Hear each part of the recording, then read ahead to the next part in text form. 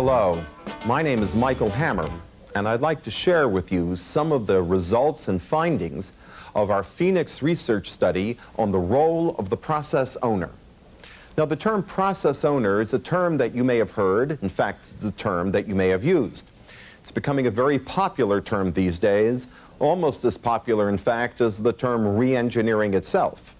And like re-engineering, process owner has had a sad tendency to be overused and misused.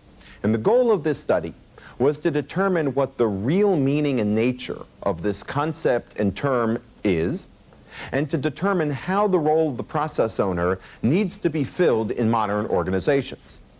But as we conducted our research, we discovered that, in fact, the real issue was not on filling this new management role. The real issue was a broader concern, namely, how do we create a process-centered organization? And in that context, where does the process owner fit in? Now, the term process-centered organization is a very important one. And before we get into that, well, we need to understand what the term process means. Now, there are many definitions. I'll share with you the one we like to use.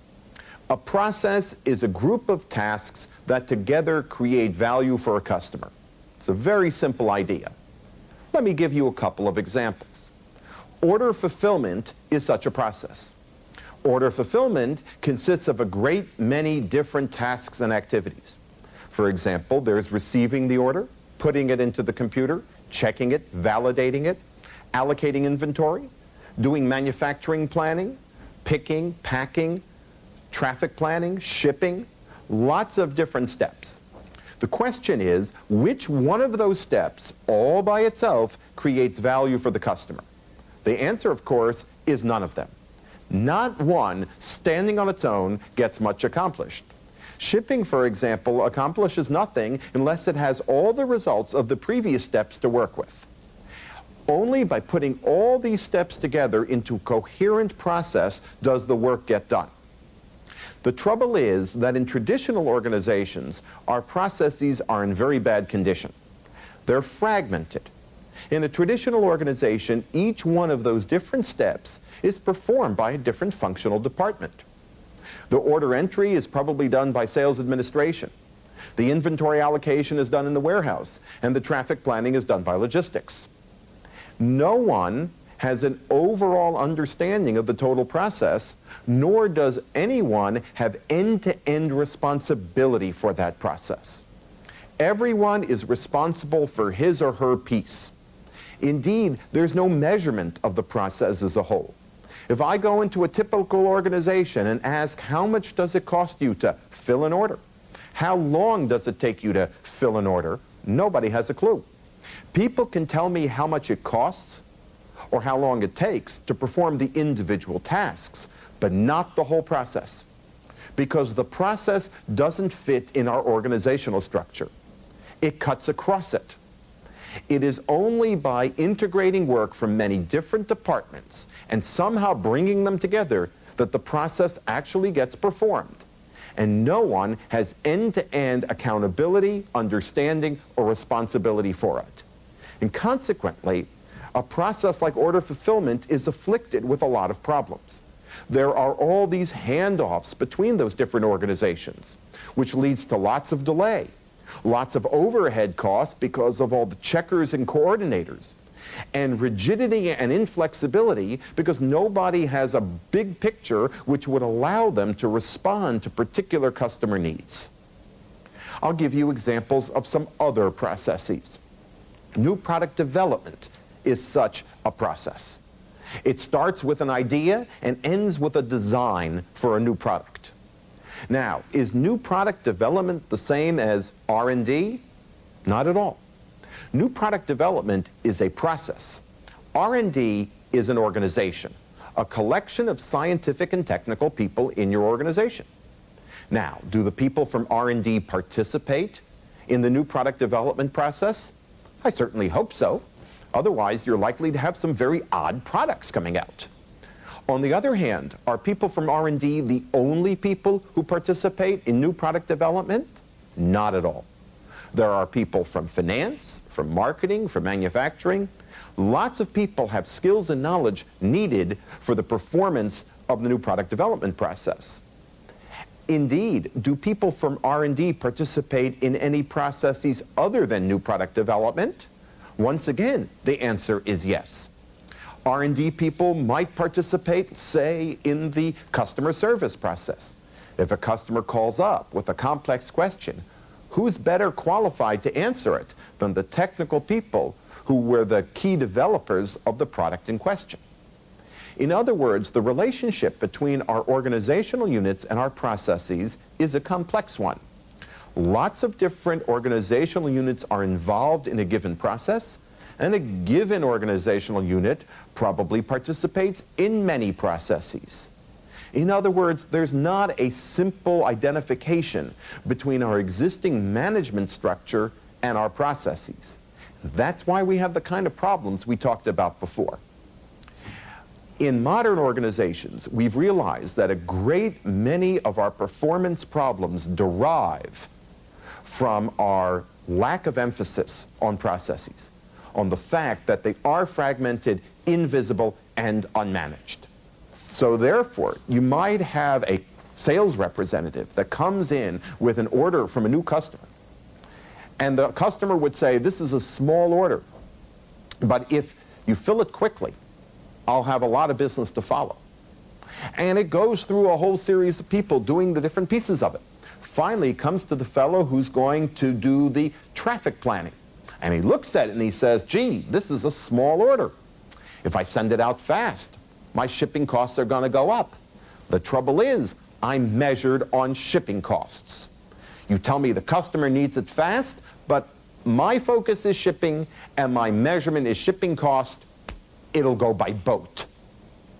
People get narrowly focused on their tasks. By making them aware of the whole process, by making them appreciate where their work fits into that larger context, we transform them and who they are. We turn task workers into process performers. And that's one of the critical elements of the process-centered organization, where you have people who understand the goal, not just the task, who are concerned with the process, not the activity, and whose real objective is to satisfy the customer, not just please the boss. Management really does support the people on the front lines, the process performers. And this is further borne out when you start to see the ratios between managerial personnel and process performers in a process-centered organization. Of course, in a traditional organization, we typically have one manager for every 7 to 10 workers or so. That's because the manager has to exercise a lot of control. In a process-centered environment, the ratio is much more like 1 for 30. Every 30 process performers or so is likely to need a coordinator. And you know what? That's in the early days of the process-centered organization, when it starts to enter into maturity. What we find is that over time, more and more of what a coordinator is doing for the process teams can in fact be learned and performed by the process teams themselves. And we're starting to hear some very shocking ratios. We start to hear numbers like one manager for every 50 performers, or every 90 performers. So you can't operate in a supervisory role when you're trying to, quote, supervise 50 people or more. It's only coordination, support, enabling. And the process architect and director is not a traditional middle manager, someone who gathers information from below and passes it up, and takes information from above and passes it down. This person is truly a process engineer. It's someone who's concerned with design, measurement, and improvement.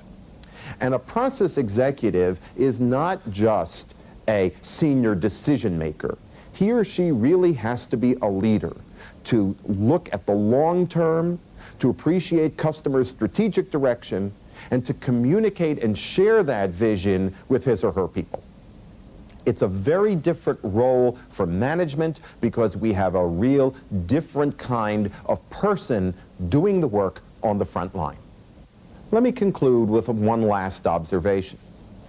The transition to a process-centered organization need not be mysterious, but it is difficult. The reason is simple.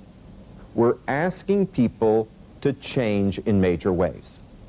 We're asking our traditional managers to learn to let go, to devolve responsibility onto the process teams, and to learn an entirely new set of skills about support and design and leadership. It's not easy to find people for whom those are natural talents, and it's not easy for people to let go of the management skills that they've developed and acquire these new ones. And what may be even more important and even harder is turning workers into process performers. Because this really requires that they have new ways of looking at the world. Merely throwing people onto a team doesn't turn them into process performers. Really is a basic mind shift. But the organizations that are able to transform their workers into process performers and are able to help their management develop these new skills find that the process-centered organization gives them flexibility and performance that they could only dream about before. The journey may not be easy, but the destination is well worth the effort. Thank you very much.